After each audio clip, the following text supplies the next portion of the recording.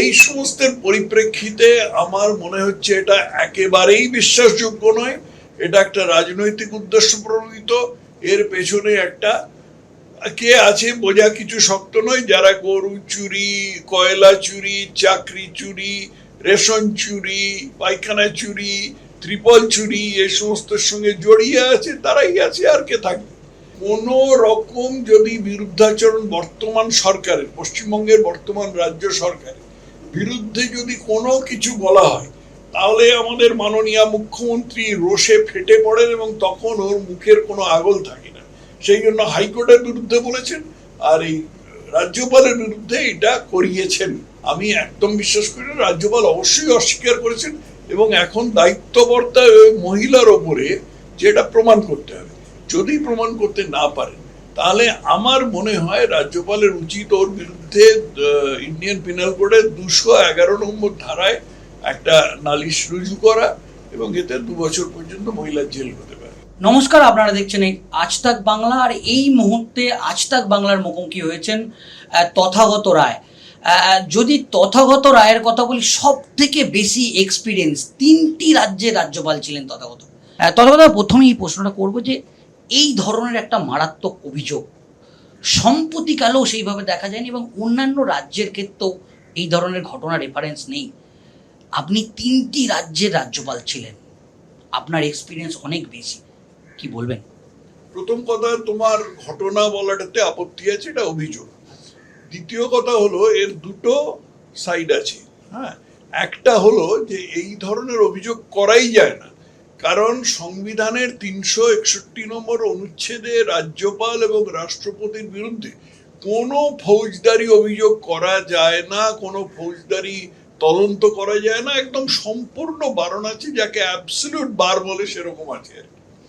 দ্বিতীয় কথা হচ্ছে যে যারা এই ধরনের কাজ করে, এই ছেড়ছাড়, যাকে হিন্দিতে ছেড়ছাড় বলে, যারা এই ধরনের কাজ করে তাদের সুনাম, মানে তাদের রেপুটেশন তাদের আগে আগে চলে এবং লোকের সম্বন্ধে শোনা যায়, যখন তার মানে এরকম কোনো লোকের সম্বন্ধে যদি এরকম কথা শোনা যায়, তখন লোকেরা সবাই বলে হ্যাঁ আমি তো জানিও তো, উনি তো এইরকম টাইপেরই সমস্যা আছে একটুখানি।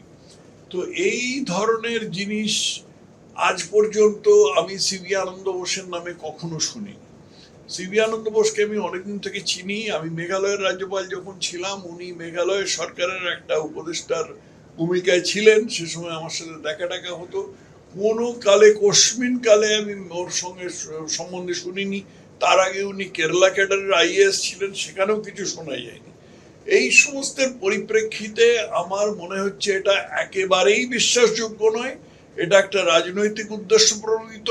এর পেছনে একটা কে আছে বোঝা কিছু শক্ত নয়। যারা গরু চুরি, কয়লা চুরি, চাকরি চুরি, রেশন চুরি, পায়খানা চুরি, ত্রিপল চুরি, এই সমস্তের সঙ্গে জড়িয়ে আছে তারাই আছে, আর কে থাকবে? কারণ কোন রকম যদি বিরুদ্ধাচরণ বর্তমান সরকারের, পশ্চিমবঙ্গের বর্তমান রাজ্য সরকারের বিরুদ্ধে যদি কোনো কিছু বলা হয়, তাহলে আমাদের মাননীয় মুখ্যমন্ত্রী রোষে ফেটে পড়েন এবং তখন ওর মুখের কোনো আগল থাকে না। সেই জন্য হাইকোর্টের বিরুদ্ধে বলেছেন, আর এই রাজ্যপালের বিরুদ্ধে এটা করিয়েছেন। এ সম্বন্ধে কোনো সন্দেহ নেই। এটা বিশ্বাস করা খুব কঠিন যে একজন একা মহিলা অস্থায়ী কর্মী রাজভবনের, তিনি রাজ্যপালের নামে গিয়ে একটা নালিশ লেখালেন রাজভবনের ভেতরের ফাঁড়িতে। বিশ্বাস করা খুব কঠিন। সেই জন্য আমি একদম বিশ্বাস করি না। রাজ্যপাল অবশ্যই অস্বীকার করেছেন এবং এখন দায়িত্ববর্তায় ওই মহিলার ওপরে যেটা প্রমাণ করতে হবে। যদি প্রমাণ করতে না পারেন, তাহলে আমার মনে হয় রাজ্যপালের উচিত ওর বিরুদ্ধে ইন্ডিয়ান পিনাল কোডের 211 নম্বর ধারায় একটা নালিশ রুজু করা এবং এতে 2 বছর পর্যন্ত মহিলার জেল হতে পারে। কলকাতা পুলিশের পক্ষ থেকে নাকি বলা হচ্ছে যে তারা একটা পরামর্শ নিচ্ছে, আইনজ্ঞদের পরামর্শ নিচ্ছে। সংবিধানে কি আছে, এটা কি তার বিরুদ্ধে কি কোনো কঠোর পদক্ষেপ নিতে পারবে কলকাতা পুলিশ? বা কলকাতা পুলিশ তো বিদ্যাসাগর বলবো আমি, সোজা যেটা পড়ে যেটা দেখতে পাওয়া যাচ্ছে আমার সামনেই, 361 নম্বর ধারাটা আছে। 361 নম্বর অনুচ্ছেদের দ্বিতীয় অনুচ্ছেদটাই, মানে সাব আর্টিকেলে নো ক্রিমিনাল প্রসিডিং হোয়াটসোএভার, এই আইনের প্রত্যেকটা কথা মানে বুঝতে হয়। No criminal proceeding whatsoever shall be instituted or continued against the president or the governor of a state in any court during the term of office. অর্থাৎ এই রাজ্যপাল বা রাষ্ট্রপতির বিরুদ্ধে কোনো রকম ফৌজদারি মামলা করা যেতে পারে না, অ্যাবসলিউট বার আছে। তো এখন কলকাতা পুলিশ যদি মাননীয়া বলেছেন যে না আমি এরকম করিয়েছি, করতে হবে, কলকাতা পুলিশ দলদাস, তারা যা করবার করছে।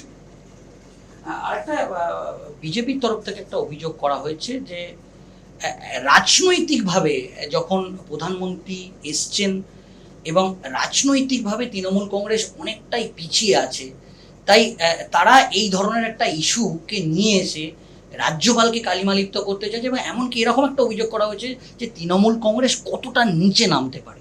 আপনি কি বলবেন? অবশ্যই আমি সম্পূর্ণ একমত যে ওটা বিজেপি বলেছে বলে নয়। আমি যে কারণগুলো তোমায় এতক্ষণ ধরে বোঝালাম, যে এই লোকটার সিবি আনন্দ বোসে এর আগে কোনো সময় কোনো রকম এরকম কোনো ঘটনা ঘটেনি, কোনো এর দুর্নাম নেই যে মহিলাদের সাথে এরকম ছেড়ছাড় করেছে। রাজ্যপাল সিবি আনন্দ বসু তিনিও বলেছেন যে কালি ছিটিয়ে রাজনৈতিক ফায়দা তোলার চেষ্টা করছে তৃণমূল কংগ্রেস, সেটা তিনি বলেছেন। একদম ঠিক। আরেকটা বিষয় যেটা বলবো সেটা হচ্ছে যে বিজেপির তরফ থেকে তো এরকম একটা অভিযোগ করা হয়েছে, রাজ্যপাল ঠিক যখন এই ধরনের ঘটনাটা ঘটলো তখন প্রধানমন্ত্রীও সেই রাতেই রাজভবনে এলেন।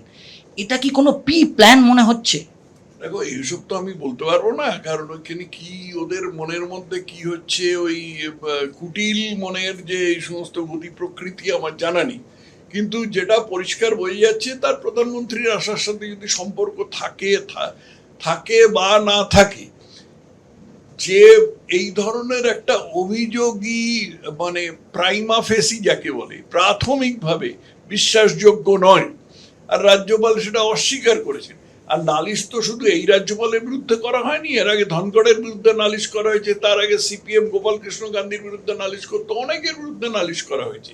তার পক্ষে এরকম ধরনের একটা কুচক্র করা কিছু কঠিন কাজ নয়। সিবি আনন্দ বোস এটাও একটা অভিযোগ করেছেন যে যখন তিনি এই সরকারের দুর্নীতির বিরুদ্ধে, এই সরকারের গুন্ডাদের বিরুদ্ধে তিনি যখন রুখে দাঁড়িয়েছে, তাকে অনেক দিন আগে থেকে এইরকম শাসানো হয়েছে বলে তিনি এরকম একটা অভিযোগ করেছেন। কি বলবেন? সেটা আমি অবশ্য শুনিনি, তবে হয়ে থাকতে পারে, কিছু আশ্চর্য নয়। কারণ যে রাজ্যপালের মতন পদের একটা মানুষের বিরুদ্ধে এইরকম ঘৃণ্য অভিযোগ যারা আনতে পারে, তারা বাকিটাও করতে পারে।